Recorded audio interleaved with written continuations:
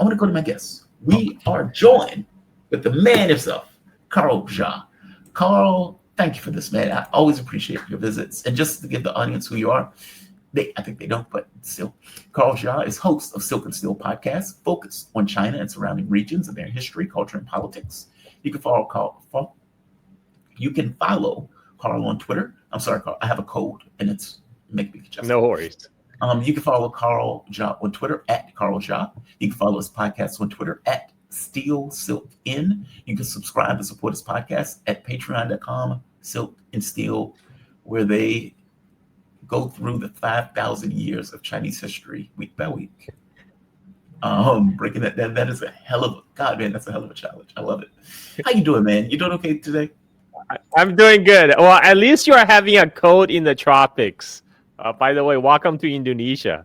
Well, thank you for that. Thank you for that. I caught it on the airplane. It never fails, man. It never fails. Every time. Oh. During COVID, I had like 2 masks on. I was like, keep your distance away from me, man. Stay away from me. I was like, and I never caught anything. I didn't catch COVID not once. Nice. Congrats. Well, yeah, the moment COVID leaves, I get on the airplane and bam, like as soon as you touch down, within 2 or 3 days, you catch COVID. It's a lot easier to have cold in the tropics than cold places. So is it? So there's that. Why? Well, I mean, yeah, it's. I think it is. It's when the weather is warmer, it just don't feel as bad. at least for me, that's how it works. Yeah, as well. I've enjoyed it here, though. There is a difference between Malaysia and here. How are you enjoying the protest? You're in the center of the action, my man. I know, right? So I haven't personally seen it, right? I've seen it on TV. I've seen it on the internet where they're apparently, but that's your plausible deniability. So you deny that you have anything to do with bringing this protest to Indonesia. It's a pure coincidence that it started. It started with your arrival into the country. See, I don't want to touch the protest, right? Even though I have a point of view on it. Because, somebody's come to your house and says, Mr. Thomas, yes, we've seen your video. Get butt naked. It's like, oh, dude, don't make me get butt naked now. Like, I don't want that to happen, right? I don't want to be dragged off into a prison cell. But, I've seen the protests. I mean, to be fair, they're protesting like somebody in France will protest. Or like somebody in America will protest. Yeah. Well, no, I would dispute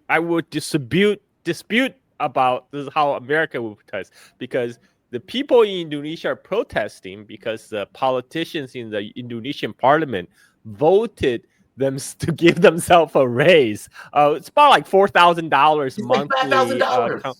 $4,000 to $5,000 monthly housing allowance.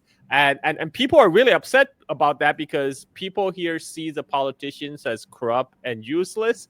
And they're like, what the hell are you giving yourself a raise for? And that's what they're protesting. In America, we both know, all the Americans know our politicians are the best politicians the money can buy. Oh, they don't think that. They're all millionaires. They're all millionaires. They're all millionaires. They're all corrupt. And they are completely useless. Well, except at stock picking, because Nancy Pelosi is the best stock picker of all time. She beats the records of all Wall Street hedge funds. Yet, there's no protest about that. We just kind of take it for granted. That's what politicians do. They F us in the ass. I mean, we just take it. Americans just take it. We spend over and take it for our politicians. But Indonesians, you know what my wife said? Because Indonesia is actually a democracy. Mm-hmm. United States apparently not, because here people actually think they can actually change policy, by protesting. And they did. They did. Rescinded the policy. Did change the policy. Now they have revert back the monetary compensation for the parliamentarians in Indonesia. Yeah. So it's actually having an effect. Compared to what was achieved in the United States. What happened to Occupy Wall Street? What came out of that? I mean, what exactly, Obama? What's wild? The reason why I say it's kind of like anywhere else is because it's about the immiseration of the working class. It's like, dude, we are struggling, and you're giving yourselves a $5,000 a month raise to live in Jakarta. Are you out of your mind? It's rational, right? Like, it makes sense. Yeah. They should be outraged. Hence, burning stuff and what X number of people get killed. Well, I don't know about burning stuff because, like, I have Indonesian friends who told me, like, look, we don't think it's the students that's burning stuff. I mean, there's obviously agent provocateurs. The question is, who is really behind those agent provocateurs? But it's not the students who are burning like infrastructures and bus stops and stuff like that.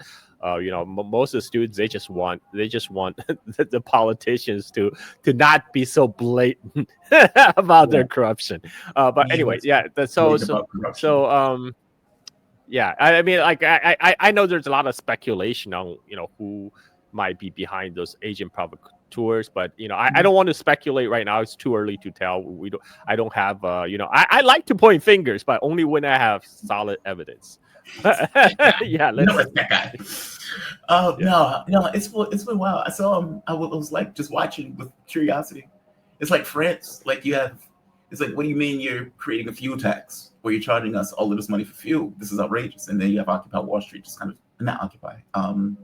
Yellow Vests just spring up, where you get like 80% of the population agree with the protests. Like, it affects change, but that doesn't happen in the U.S. It just doesn't. It's weird. Well, I mean, have you seen our militarized police? Have you seen the U.S. police fully deck out in tactical gears, and they have armored vehicles? Well, there's not much you can do. Like people say, oh, we have guns, dude. Have you tried to use your guns against the government? It's not gonna turn out well. There are too many instances to let you know your guns are useless against the feds. You'll be crushed. The way that works is, how many people are they going to kill? That's what it boils down to. How many people is the government willing to murder in order to maintain the policy and maintain their power? That's what it's going to. Because you can have all of those guns. You can have all of those tanks. The rub becomes when you have to use those things. And you have to use those things against a population that is fed up because there's nowhere else for the population to go. And so it's like, okay, are you willing to kill 1 million people to make that work? Are you willing to kill 2 million? Well, United States government, I have my full trust in United States government to do whatever it takes. I mean, they have a lot of practice. They have a lot of practice killing people abroad. It's just a matter of the empire coming home to roost. I mean, yes, I think right now, we're not reaching the boiling point yet in U.S. We're still the frog. We're still frog in the pot. The water is heating up, but we're not at the boiling point yet. Yeah, but that crisis point will be reached at some point. I mean, it's a mechanical process. Like, at some point, you get to the point where just standing still becomes harder than changing things. And when you get to that point, all hell breaks loose. But the U.S. seems to be mostly asleep, and they don't seem to see it. They don't seem to sleepwalking over a cliff. Yeah, that's sleepwalking over a cliff. I like that. That's a good way to put it. Carl, I brought you on because there is a prevailing, let's say, rumor. I'm going to say rumor. Now, Financial Times was reporting it as if it's not a rumor, but there's a rumor that they were going to use Chinese peacekeepers in Ukraine. Now, the Trump administration effectively said, hell no, that was never discussed. And apparently, they're claiming that this was discussed at the meeting with the Europeans. Now, this is wild because you would think that if this was discussed at the meeting with the Europeans, the first thing they would have came out screaming is, oh my God, Trump is talking about Chinese peacekeepers. So right here, the Financial Times, citing 4 people briefed on the matter, claimed on Saturday that during the meeting with the White House last week, the European leaders and Ukraine President Donald Trump suggested deploying Chinese troops as peacekeepers to post-war Ukraine. The Financial Times also claimed that the White House denied it. Yeah, no doubt. Trump proposed inviting China to supply peacekeepers to monitor a neutral zone along Ukraine's 1,300-kilometer front line as part of a peace settlement with Russia, the Financial Times reported. The White House blatantly said this is false. Quote unquote, this is false. Senior Trump administration officials said, adding that there had been, quote, no discussion of Chinese peacekeepers, according to Financial Times. China also pointed out this is false and went further in saying They're Well, China playing probably never heard about this proposal. I mean, if there was a proposal, China apparently hasn't been communicated to China yet. I don't think that happened. And China do provide a lot of peacekeepers for the UN peacekeeping missions. There were Chinese peacekeepers in Lebanon.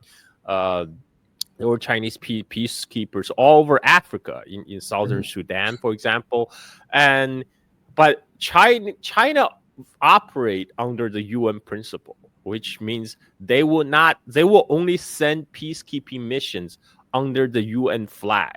So you will have to be a UN Security Council approved peacekeeping mission, and then China will sign on to that. So if only there will be a UN authorized a peace deal over Ukraine, and a UN authorized peacekeeping mission in Ukraine, then it's possible for China to send its peacekeeper in there.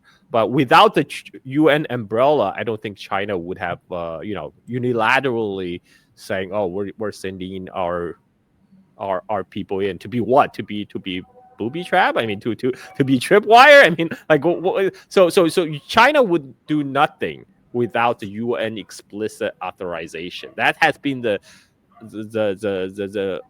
operandum for China since forever. So this might be just a brain fart of Trump administration, because Trump,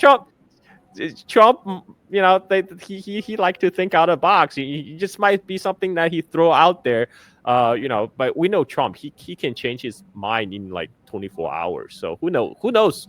How real this thing was. Maybe it was a trial balloon. Was being floated out. I don't believe this at all. I don't think Trump. Can you imagine Ursula von der Leyen, Mertz, all of these guys sitting there who believe that China is helping Russia? They believe it, firmly. Coming out after Trump says, "Yeah, I think I'm going to get the Chinese to help out and patrol it." They already think China's working with Russia. In their mind, look, European. This is how Trump will think. We will come up with a proposal and European will accept it. But that has been the way the Trump administration have been working. You seen all those European leaders lining up like school children in the White House, waiting to be scouted by Trump. And Trump has no respect for these European leaders. No, let's face it. He has no respect for weakness. And the Europeans in his eyes are spineless weaklings. He can easily bully. And so I don't think he even think about European opposition. With all these I'm sorry to interrupt. He does care about European. Axios is reporting that the Trump administration and the Atlantic, that the Trump administration is pissed off at Zelensky and the European Union because they're doing everything in their power to put the kibosh on any kind of deal. Basically saying they're doing everything in their power to stop my deal.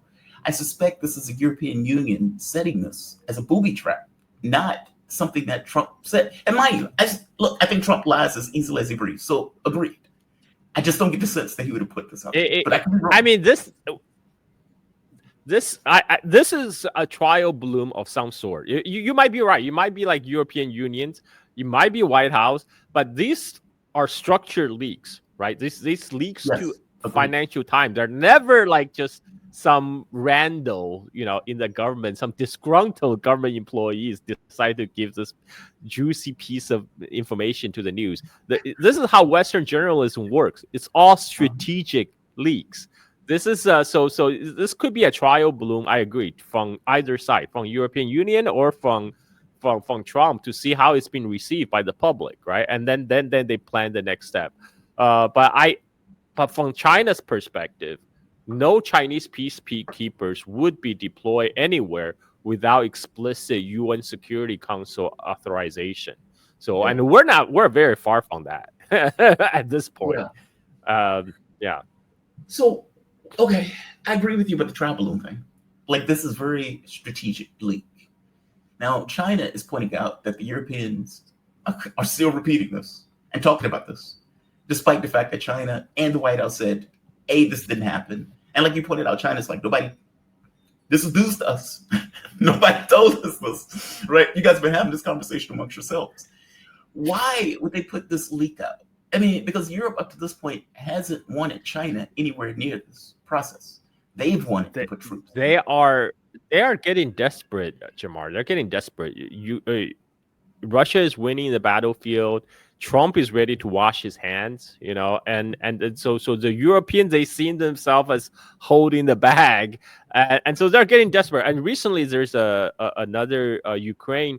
They released a video. They have captured Russian drones, and they found a Chinese parts, right? The drone parts, and that shows actually has footage from Chinese factory. Like we know this for 3 years. I mean, I tweeted, I'm like, Ukrainian patriots should really punish China by boycotting Chinese drone parts from Ukrainian drones, because both sides use Chinese drone parts. Let's just face it. Neither side could have carried on this drone warfare this long without Chinese parts from Chinese suppliers. And these are not Chinese military grade parts. These are Chinese commercial drone parts produced for like Chinese commercial drone makers like DJI, right? They're meant for you to take a picture, make a video. It's other people decide to militarize them. These are civilian commercial parts. These are not military grade drone parts that China is supplying to either side. And in fact, like, even if China tried to actively ban it, there's so many channels for either Ukraine and Russia to source them, because they can just go to a third country that has commercial relations with China where they can get Chinese commercial drone parts. So this is the reason they're now trying to blow the story up. Oh, China is supplying drone parts to Russia. So what? What are you gonna do? There's some crazy guy on Twitter, like, called a Ukrainian battle map or something. He's like, oh, this makes a factory in Guangzhou a legitimate military target. I'm like, okay, so you feel like you don't have enough targets in Russia that you decide to expand your target list against factories in China? Well, good luck with that. Good luck with that. So. This makes a Chinese factory a legitimate target? Is that what he's really arguing? Who's going to hit that factory in China? Yep. Yeah. Exactly. I tweeted you and what army? You and what army? Like, you really think you're running out of target in Russia? Apparently, that you're going to start to expand your targets to include China. I mean, like they. Insanity.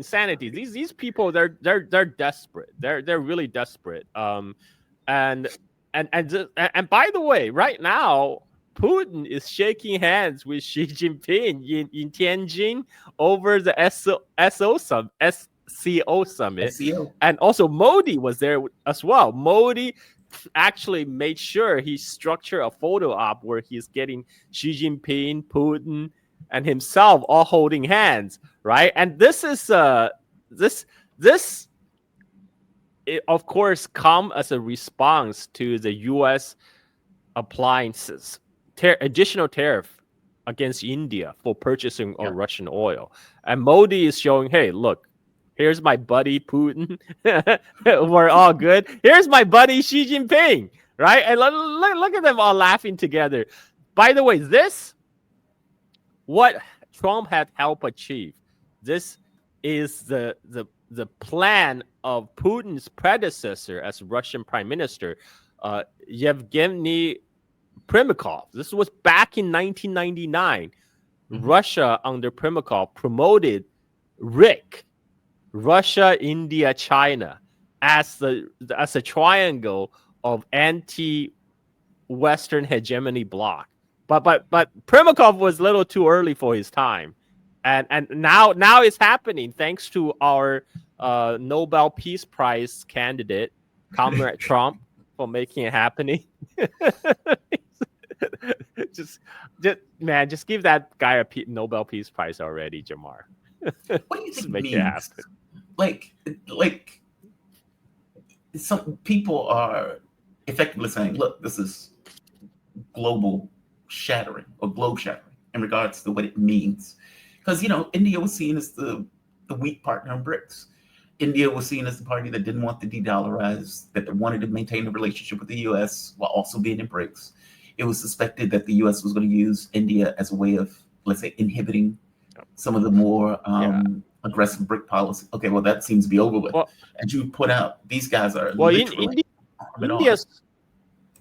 India saw BRICS differently from its other fellow BRICS member nations. Russia and China saw BRICS as an alternative against U.S.-dominated global order, whereas India saw BRICS as an alternative grouping, but not anti-Western or anti-US, because India had hoped to maintain a good working relationship with US. In fact, India was looking forward to profit from US multinational trying to diverse their supply chains out of China. They were hoping to receive a portion of the pie, right? And especially they were celebrating when Tim Cook moved some of the iPhone production from China to India. Now India produced about 20% of the iPhone. And then comes Trump, and Trump says, hey, I didn't tell you to move Apple production to India. I want you to make iPhone in the United States. And then he goes on to slap 50% tariff on India. So India's dream of being the supplanting China as suppliers of manufactured goods to United States is being shattered by Trump policies. And United States is India's number one trade partner. China is India's number two trade partner. This is why India right now is trying to repair its relationship with China. The two sides, India and China, has been working together to normalize their relationship after the very deadly 2020 border clash. And that process was already ongoing when Trump did this very helpful extra push to push India further toward normalization ties with China. And it happened. It's happening right now. And Alex Jones, I just saw Alex Jones tweeted out over a picture of Putin, Modi, and Xi in Tianjin, and he said the multipolarity is already here. This is Alex Jones, ladies and gentlemen. Alex Jones has joined the resistance. Okay, that's a joke. He did say that he thinks Trump is going to collapse in a year. He was like, I don't think Trump is going to last a year. I find it to be interesting. I mean, all things being equal, you're looking at more than half of the global population standing on this stage. I mean, that's astonishing. And then for all these people, Putin is isolated. Putin doesn't have any friends. Look at this. That's half the globe. Like, that's more than half the globe. China and India by itself is like half the globe. And if you if you map out all these countries attending, you have China, India, Russia, Iran. You just covered most of the Eurasian continent right there. And on top of that, China and India adding together is like 50% of the world population, plus ASEAN. Well, Indonesia was supposed to attend, but the Indonesian president Prabowo had to cancel his trip because of protests in Jakarta, right? If the Indonesia had attended, all Southeast Asia, South Asia, China, all added together, that's more than 50% of the world population right there already.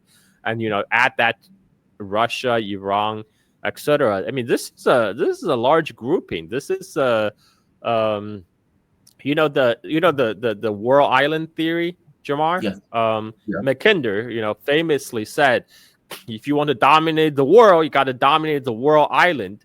And by the world island, he means Eurasia. He means this huge landmass that Trump just helped to put together. Well, it's not just Trump, but also previous American administration, like, Biden, Obama, they all helped. But Trump is the one that's putting all the pieces together. And this is why Trump is my president. He's my president for multipolarity, Jamar. What do you think the response is going to be?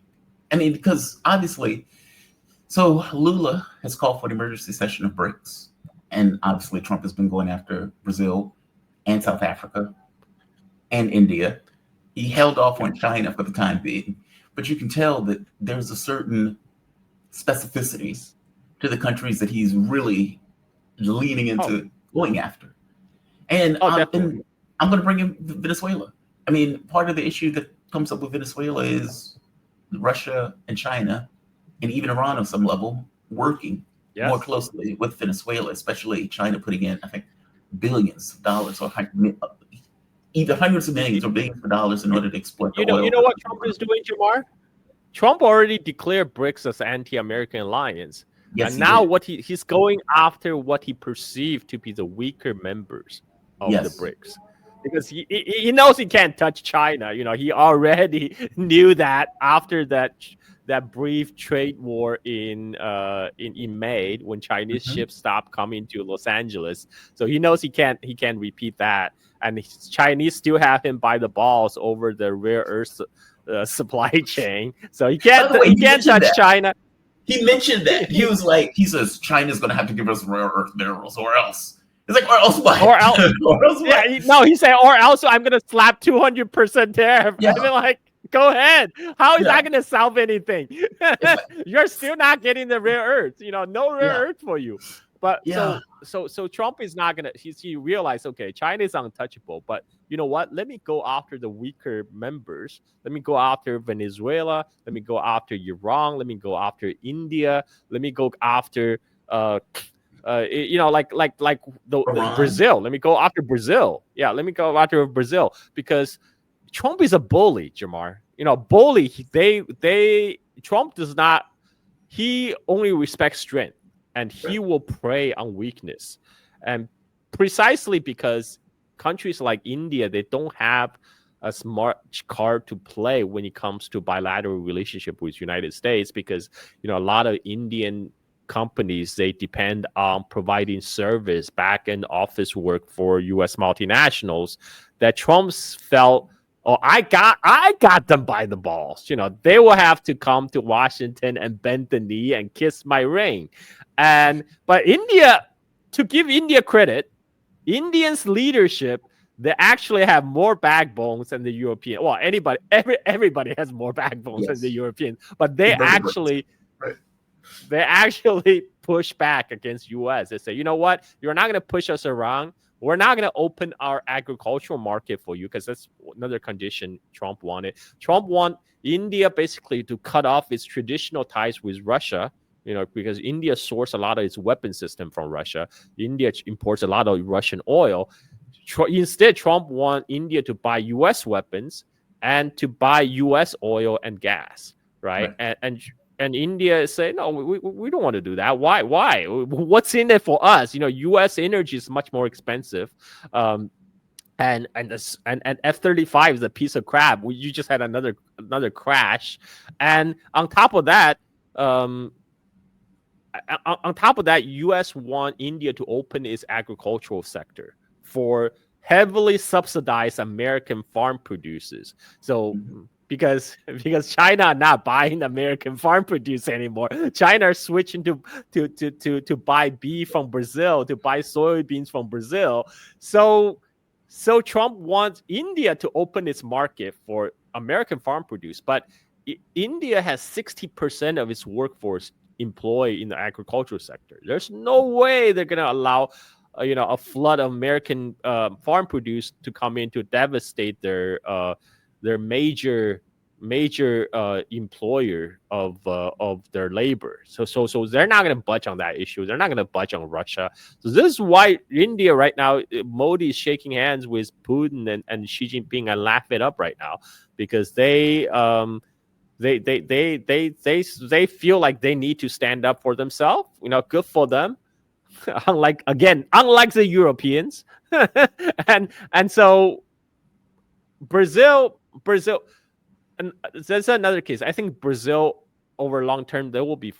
I think the U.S. freak out over Brazil and Venezuela is a little more visceral, because U.S. also always sees this as its quote unquote backyard, since the Monroe Doctrine.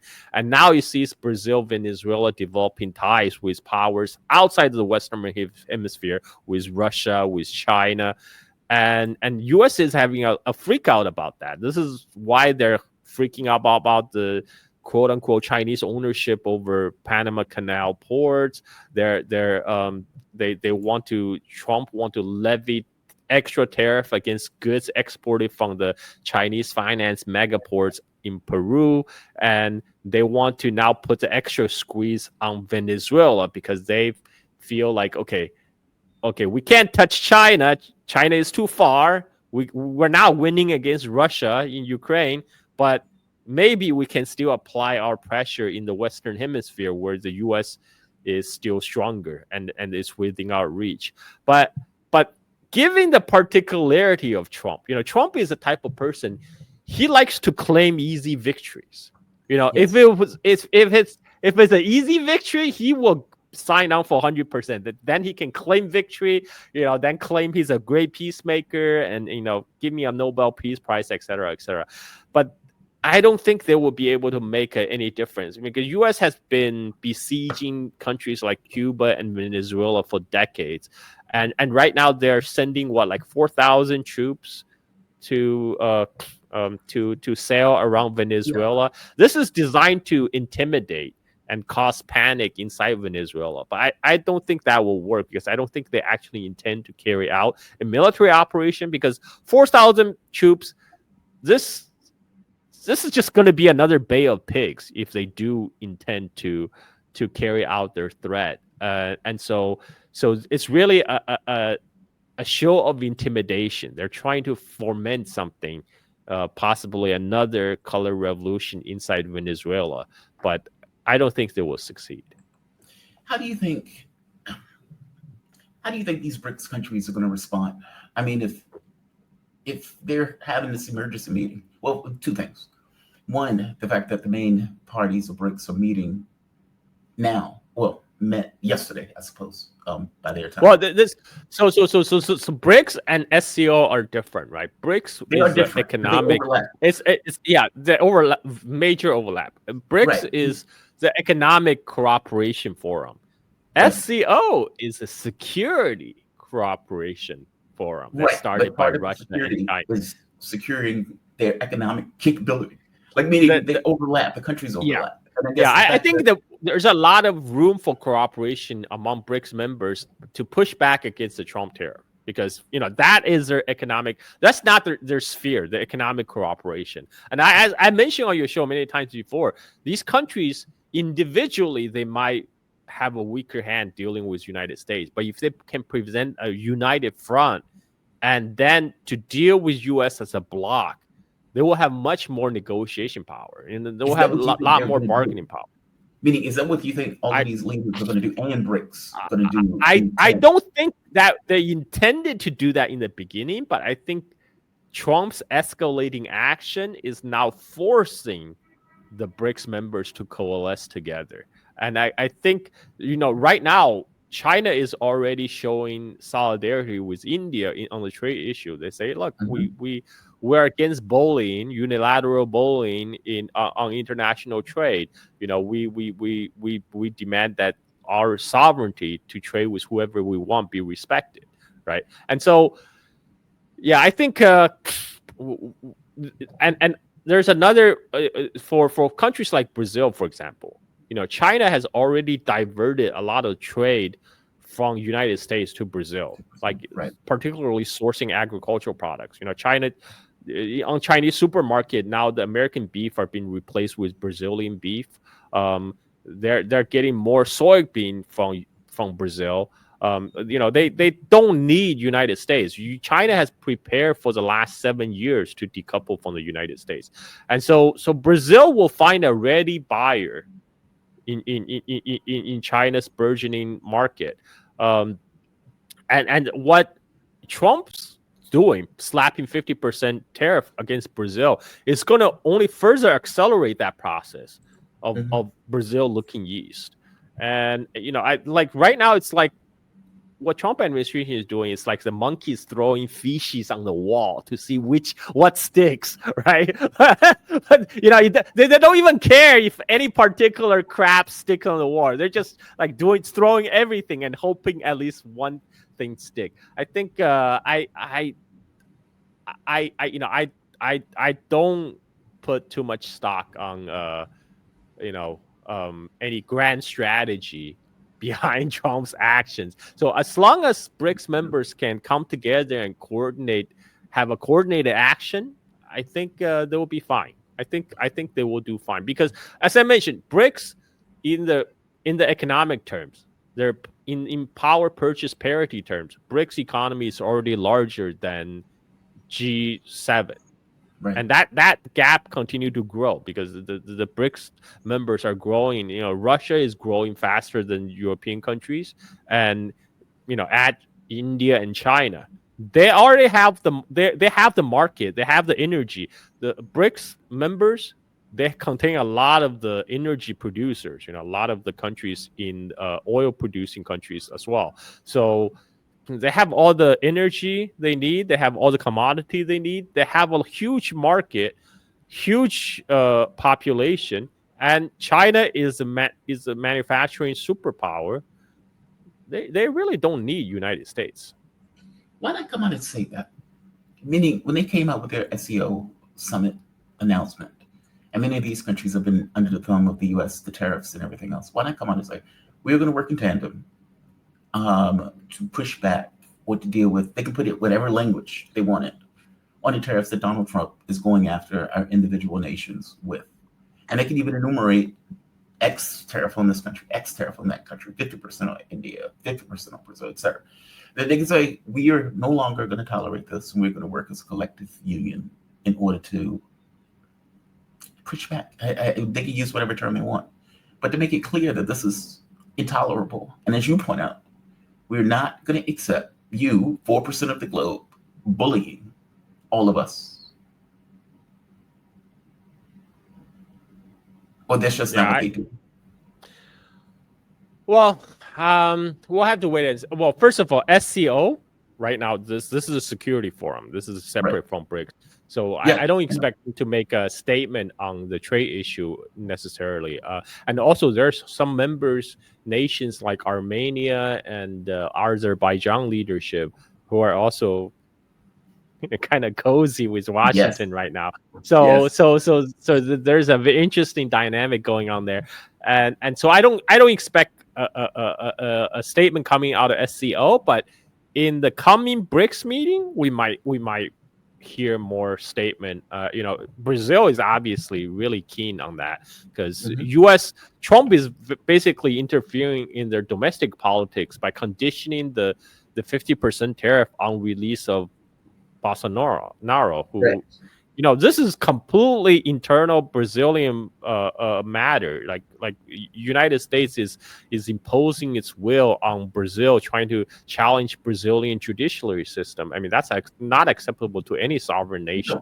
So I think I think we'll just have to wait until the next BRICS meeting. I expect with the emergency meeting being called, I expect they might be working something right now behind the closed door, because a lot of these meetings, right, it's really mostly for photo ops. A lot of the solid groundwork already been laid out, already being worked behind the scenes by diplomats from these countries, and when they meet, it's really to sign the deal and make it public. So I'm sure they're already working furiously right now, trying to figure out a coordinated response to the current Trump tariff war.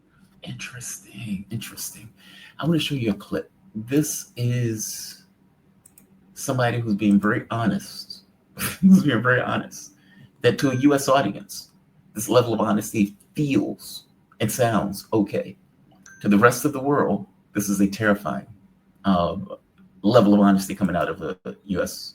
I'm trying to figure out who she is. U.S. General Laura Richardson. Listen to what General Richardson. Listen to what she has to say. If I talk to my number two adversary in the region, Russia, I mean, I've got, of course, the countries, Cuba, Venezuela, and Nicaragua with Russia relationships, but why this region matters with all of its rich resources and rare earth elements. You've got the lithium triangle, which is needed for technology today. 60% of the world's lithium is in the lithium triangle, Argentina, Bolivia, Chile. You just have the largest oil reserves, light sweet crude discovered off of Guyana over a year ago. You have Venezuela's resources as well with oil, copper, gold. We have the Amazon, lungs of the world. We have 31% of the world's fresh water in this region too. I mean, it's just off the charts. We have a lot to do. This region matters. It has a lot to do with national security, and we need to step up our game. Ain't that amazing? I love her honesty. It's not about freedom and democracy. It's not about your sovereign states. It's not about any of that. We have national security issues with your reserves. Your resources. Your resources present a national security problem for the United States. Yes. Because you have too much of it. It's like, Russia, China, these places. But the issue is the resources. We need to get our hands and control those resources. It's national security for us. This is why, Jamar, this is why I really appreciate Trump administration for bringing honesty to the foreign affairs messaging. Before Obama, Biden, the world sugar-coated about, we work with our partners, in private-public partnership to promote, to build a world back better. And, that never happened. But Trump just rip away the emperor's new clothes and say, hey, give us the oil. Give us the gold. And they're going after Venezuela because Venezuela has the world's largest proven oil reserve. And the type of oil Venezuela produces, they're the heavy crude. And just so happened that most of the U.S. refinery in the southern United States are built to refine heavy crude, match exactly the type of oil that Venezuela is producing. So U.S. has been, butthurt about being pushing out of Venezuela's oil sector for decades now, and they want back. They want to be back. They want to be back to be dominating that. And this is they mentioned lithium. I don't even know why they mentioned lithium, because lithium is important because the EV transition, and right. Trump already said he's not for EV transition. He wants to go all the way with oil and gas. But anyway, so South America, they still see South America as Americans' backyard. Even though, like, if you look at Brazil is actually very, very far from the U.S. But they still see this as their kind of a sandbox. And this is why they find it increasingly alarming that China is putting investment in the region. China is bringing its Belt and Road Initiative all over Latin America. This is why they pressure Panama to cancel its high-speed rail project with China, for example. And for what? But Panama had to do it because last time U.S. invaded Panama, I'm old enough to remember U.S. invading Panama under the pretext of stopping the drug stopping the drug traffic, and that's the same excuse they're using right now against Venezuela. But it's not about drugs, folks. It's all about oil. It's all about resources, and this is at least everybody knows now. What U.S. is about. That's what I appreciate about Trump. I appreciate his honesty. Yeah, that's an amazing clip. I mean, like, look, I don't know the full version of the clip, but the fact that she's like, yeah, and she owns, right? China and Russia are adversaries. China and Russia are playing in our quote unquote backyard. And we have a lot of work to do because there are a lot of resources that we need to get our hands on. And it's an issue of national security. Imagine me saying that. Carl, your car is an issue of my security. Like the notion that you are making the argument that somebody else owns, that they are sovereign over, meaning their country, their resources and everything else, that is an issue for me because, hashtag reasons. That is a fascinating statement. She's from the Atlantic Council. This This is how these people think. Like when I was having a conversation with Warwick, and Warwick was given this vision for the SCO, this idea that countries are invaluable, there is no hegemon in this, we're working together, your security is my security, meaning the fact that you're safe is on some level my security because you have no reason to come after me. All of these things are beautiful views and possibilities of the world. And as I pointed out to him, not everybody thinks that way. She's not thinking that way. Her thinking is, you have stuff that we want. And we are going to define that as a matter of principle and policy, as a national security issue. Now, God doesn't get involved. Nobody stops any sociopath from doing that, right? Nobody stops somebody who decides, I'm going to steal that car. Nobody stops the guy from stealing the car, short of the guy screwing up and getting caught. I'm saying she believes that because we have enough force and leverage and control as a hegemon, somehow it is okay for us to prioritize your resources as our main concern. That is mind-blowing. Like these are the sociopaths. And she's openly saying it. It's not like this is in quiet whispers, like behind the scenes, like, yeah, this is what we really think. But we go out and say, no, these countries are sovereign, they're invaluable, and we need to protect the democracy and blah, blah, blah. They're not hiding the ball. They're not hiding the ball. They think it's okay. They know the American public will accept it because, hey, well, we're America, right? So it's okay for us to do this. I'm just finding that to be amazing.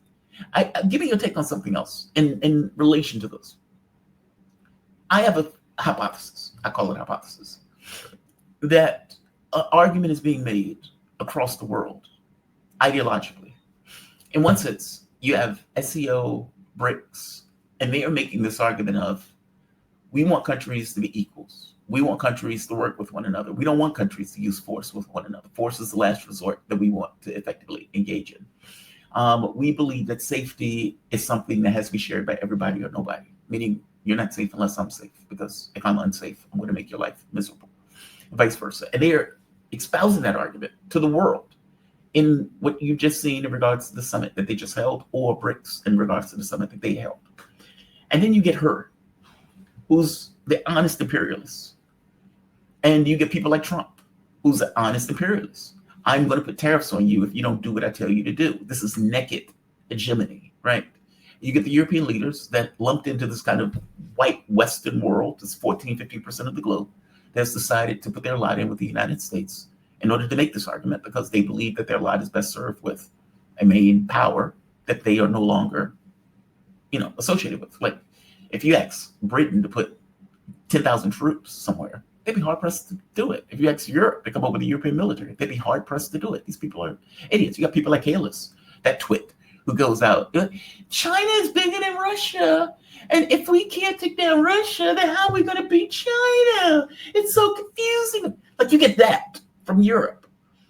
Am I insane on this? That it seems to be that the world, or let's say power centers of the world, economic, military, are making two very different arguments and saying that the world, on some level, gets to choose. And I think many of the world is choosing, even though some may be scared to kind of admit it openly. That seems to be what's taking place, kind of like the Soviet Union and the United States at one point. Give me a take on that. Do you think I'm overplaying what seems to be happening? That they're not really making the argument, it just seems that they're making the argument. Okay, so I mean, U.S. Well, I just remind me of the Tucker Carlson interview with Putin, when Putin says it doesn't matter who is a U.S. president, as long as U.S. leaders do not give up this mindset of hegemony, or this zero-sum mindset, nothing is going to change. And I don't think the U.S. I don't expect any change on the U.S. elite part. Well, for one thing, there hasn't been, like I said, we haven't rioted on the street over their useless and corrupt ways yet. And so but the rest of the world is already changing. They're already moving forward without US. But the difference between today and Cold War .1, I fully believe the US elite is trying to engineer trying to bring back Cold War 2.0. because they thought, okay, we know how Cold War 1.0 worked. We won that. We crushed the Soviet Union. So it's just going to be a matter of time when China collapses, the Russia collapses, Iran collapses, whatever. And but right now the world is very different. And what China and Russia are doing is also very different from Soviet Union. They're not out to destroy the United States or the Western world. They're not even trying to export an ideology to the Western world. They just want to be left alone. And they actually are now working, on their own development without involving the West. But they're fully open to have a normalized relationship with the West at some point, right? They do not have that zero-sum mindset that's infected that mind bug that's infected in Washington, right? Yeah. So China, I said many times, China is not out to destroy the United States.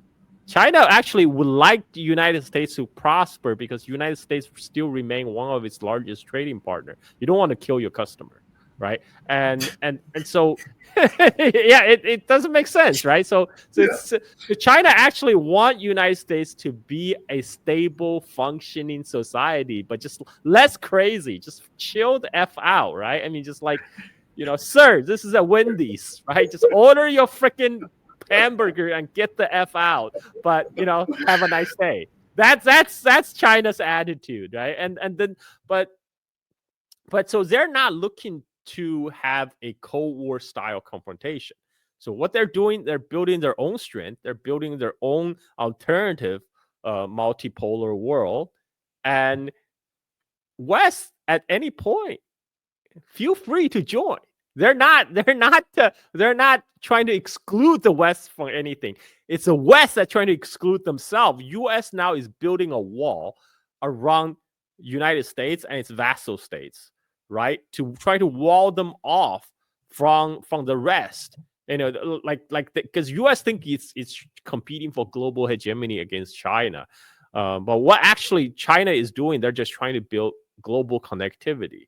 So when United States is trying to wall off China, what they're actually building a wall around U.S., its European allies or vassals or whatever, but the rest of the world has already moved on, and oh man, this is many people think that we're gonna be able to win this competition against China, which is nonsense because they think they're putting everything right now in tech. Think with technological breakthrough that we're gonna win. We're gonna put all our basket in AI. If we just develop generative AI, AGI, and then we will get to Skynet and Terminator first, then China will be screwed, right? That's their plan right now. That's their plan. And this is why there's $500 billion investment supposedly into the Stargate project, right? And this is a huge AI bubble that's been building up right now.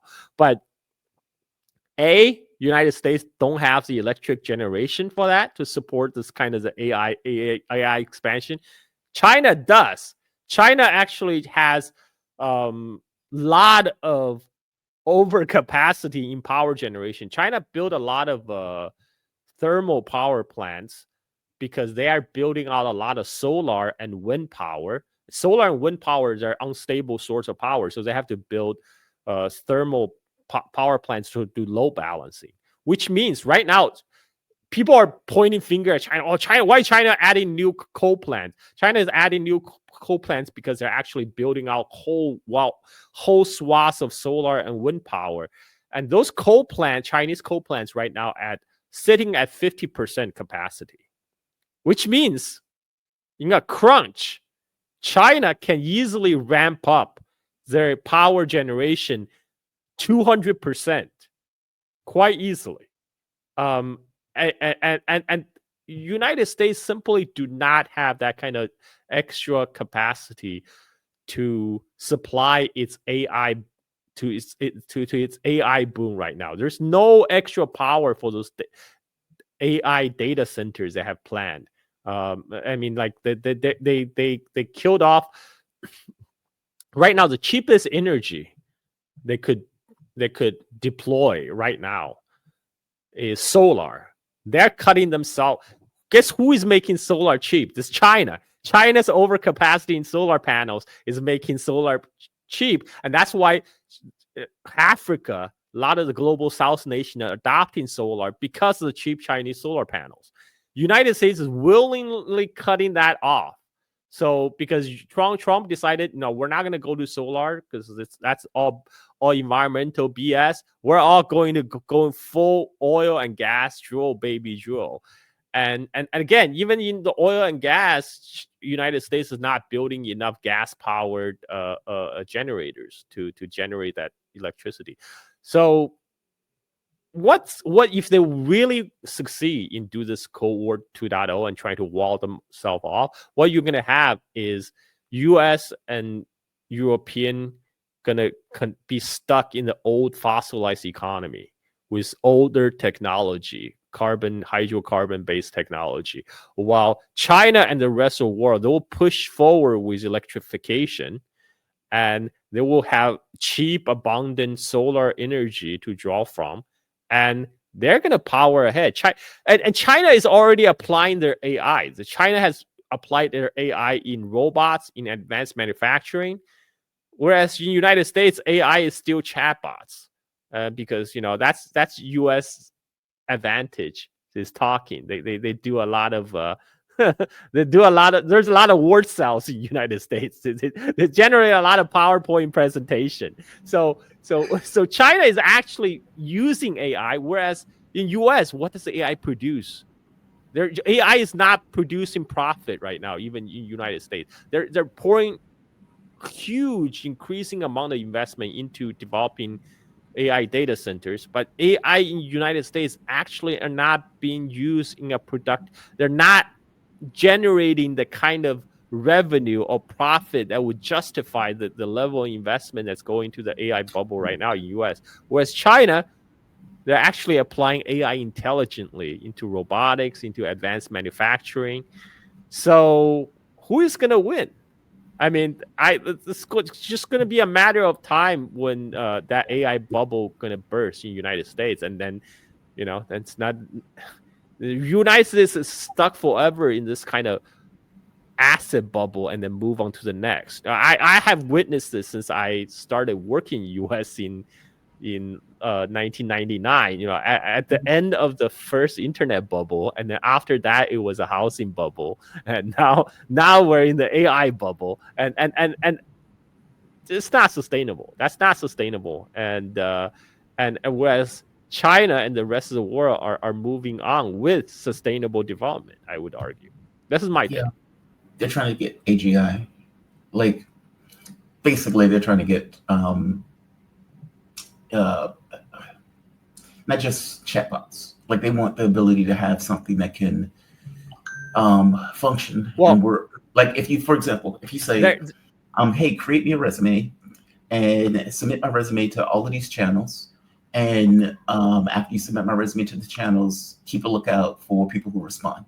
And that the thing goes out and does that, meaning it understands you enough where it can function with this kind of basic intelligence. But Jamar, their argument for AGI is that they're going to create the similar or superior intelligence to human beings, so they can replace all these white collar office workers with AI. So that's what they want. You are going to throw a shit tons of people out of work, and they don't care though. But who is going to buy your product? I mean, sure, the AI, the robot, the AI, they don't need to sleep; they can work 24/7. But capitalism, the hyper capitalism that runs the United States, depend on consumerism, right? Who is going to be your consumers when you fired off all your human workers? Who is going to consume? They don't think that way. I mean, look, I can tell you, in their minds, workers are expensive. And if we can get rid of them, we're better off. And as you point out, if you do that, who's going to buy your products? And then they're like, maybe we can have a basic income that we can give people. Maybe they think that way, like that we can, separate our need for workers, because at that point you have protests and you have people who can go on strike and you have all of this, meaning workers have a certain amount of power in a society by definition of the fact that they're the ones who are doing the work. You don't need a labor union if you have robots doing all the jobs, right? And then, but you get a lot of angry people that you have to deal with. And so maybe their thought is, well, we can have a universal basic income. We can pay people a basic amount. And on top of paying people a basic amount, we can now have robots to do the labor. So we don't have to worry about those people getting blue and tired. And, oh, Susie broke up with her girlfriend or boyfriend. And so Susie is not working well today. You can eliminate this most expensive aspect of work for the capitalists. I agree with you. That's exactly what they think, right? That's the reason why they move jobs overseas. Cheaper labor. Okay, but what if now I can get a robot to do it, and he can do it for $5 as opposed to 15 or 20 because these employees are complaining about not having stuff to eat. You're right. You're right. That's what they want. I agree with you. That's what they want. By the way, how's China handling that? Because as you point out, China has radicalized manufacturing. I mean, I've seen some of those factories where like almost the entire process in regards to those factories are done by either machines, AI, robots, is automated. I've seen some of their greenhouses. Oh God, the greenhouses are astonishing. Where you would have this huge building and you would have plants all the way up the building and you would have it being automated so you can cut the price of food, to some insane degree. Jamar, you still need AI engineers. You still need people. You still need, you cannot remove people completely from the picture. I mean, China right now, the world's top AI engineers, 50% of them come out of Chinese universities. Yes. Right. And of course, Trump is trying to cut that off as well. But he just did another turnabout face. It's like, oh, I'm gonna allow 600,000 Chinese students to come into the U.S. And but before that, he said he was gonna ban, right? And it turns out that of course alarmed his voter base because everybody's like, what? You're gonna allow 600,000 Chinese students to come into the country? And then they just clarify, oh no, we actually mean continue the policy as it has been currently, which means they'll continue to grant visa to come to the United States. The highest number of Chinese who come to U.S. to study in any given year is 300,000 Chinese students at any time studying university students. They say, we're just going to continue to grant a visa 2 years in a row. So that's how they got the 600,000 Chinese student figure. So it doesn't mean they're going to bring additional 600,000 Chinese students to U.S. They're just going to, as in Trump's word, he's going to allow Chinese students to study in U.S. universities. But in China, you asked the question, how China handles that. All these advanced manufacturing that's taking place in China, they still require human labor, but they require a very different, very specific type of human labor. The laborers they're well-trained, well-educated, who may be AI engineers, who may be advanced, engineers in robotics. But China is graduating about 9 times more STEM graduates than United States every year. So that number is increasing. And as year goes by, the number of Chinese students attending university as a percentage of population is also increasing, and as well as the number of total STEM graduate that China continue to produce. This is how China wins. China, because they continue to invest in their own population. They're more and more people are getting better education, and that's how they upgrade their economy, by investing in their people. And so yes, a lot of jobs, manufacturing jobs, old labor intensive jobs like making toys, making shoes, those jobs will be gone. Those jobs will either be automated or shift to countries like Vietnam or Southeast Asia. That's already happening today. But the Chinese children, Chinese graduates who are coming out of the school, they're going to get better jobs. They're going to work in those managing those automated plants. They will be the ones that design the next AI breakthrough. Yeah. And then there's always the service economy, Jamar. There's always the TikToks, the Douyin economy, the influencers. That's where we are ahead of the curve, Jamar. Right. We are ahead of the curve. Well, we're being replaced too now. Entertainers. Well, you have AI that can do that. Have you seen these AI? Oh, no AI can be as entertaining as me. No way, man. I refuse to believe that. True. Well, I'm not just providing knowledge. I'm also providing entertainment. We're in the age of infotainment, Jamar. We're entertainers. There will be a moment where there will be a hard time to tell the difference between a person who is, let's say, doing the news versus an AI doing the news. They will be reading a script. They will take on the mannerisms, the persona of the person that oh God, man, it's our jobs are not safe. Have you seen that many of the I love this channel called what is the name of it? It slipped my mind the moment that I thought of it. He does book reviews, and he goes into kind of the tenor of the book and give you kind of the meat of the book. And he was making this point, like in the beginning of his videos, he's like, we are being replaced by AI readers because the AI is getting more humanistic in the way that it tries to read. It can read it with different voices, with different inflections and those type of things.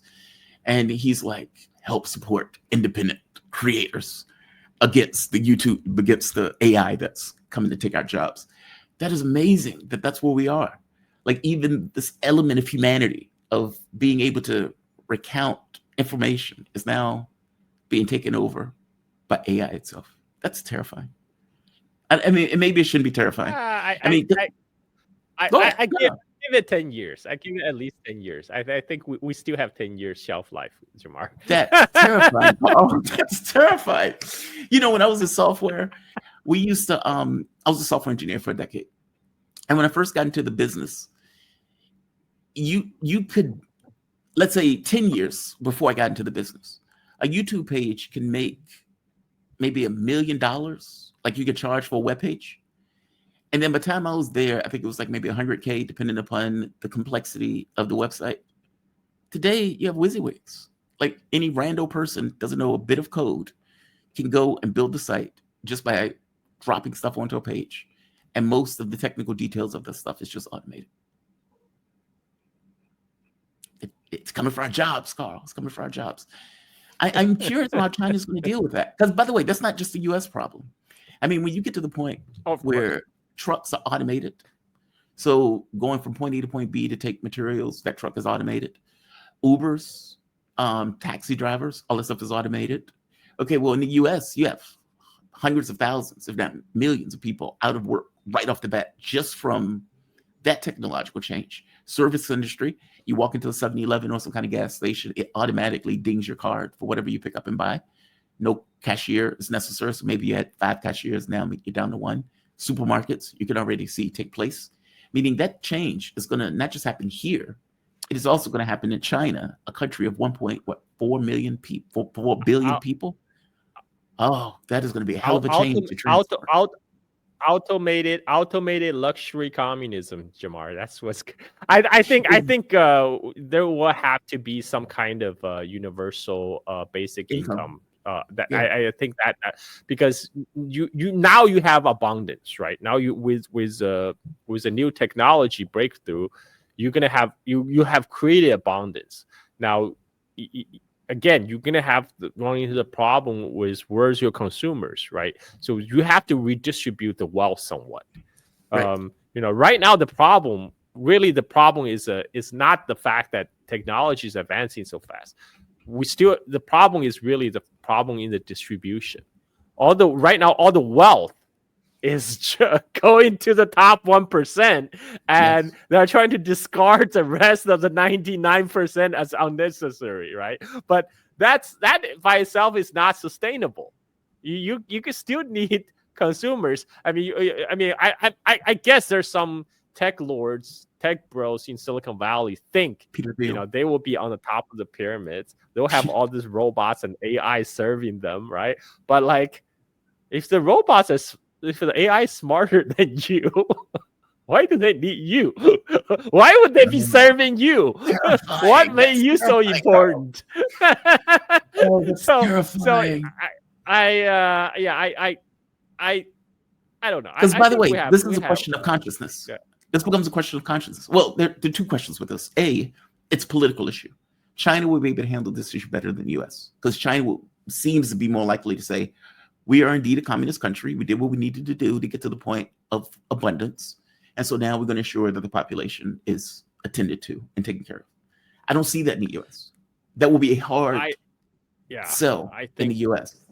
to China. I think there will have to be, to make it work. To make it work, there's going to have to be some kind of redistribution of wealth via universal basic income, because otherwise they're going to have riots, man. Yeah. There will be finally there will be riots on the streets. I mean, like you can you get finally what you witness in Jakarta. You will see that in streets of New York and Los Angeles, and I think they will have to. I think they will be forced to. I mean, I just don't see a way out of that. That would be a good thing, though. That would be necessary. Like, because personally, I think you should shoot for abundance. I think that's the point of machines. I think that's the point of robots.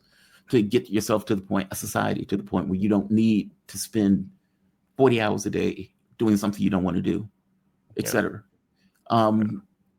And to create a society where scarcity is just not. So you can pursue the job that you do love to do, right? Exactly. We will also talk about doing the things you truly love. Then we're not having to going through the chore of doing quote unquote work for compensation. Now it's you have all these abundance, so you can pursue things that truly interest you, like talking like shit posting for me, on the internet. That's my passion. It's like I spend 18 hours talking shit on Twitter.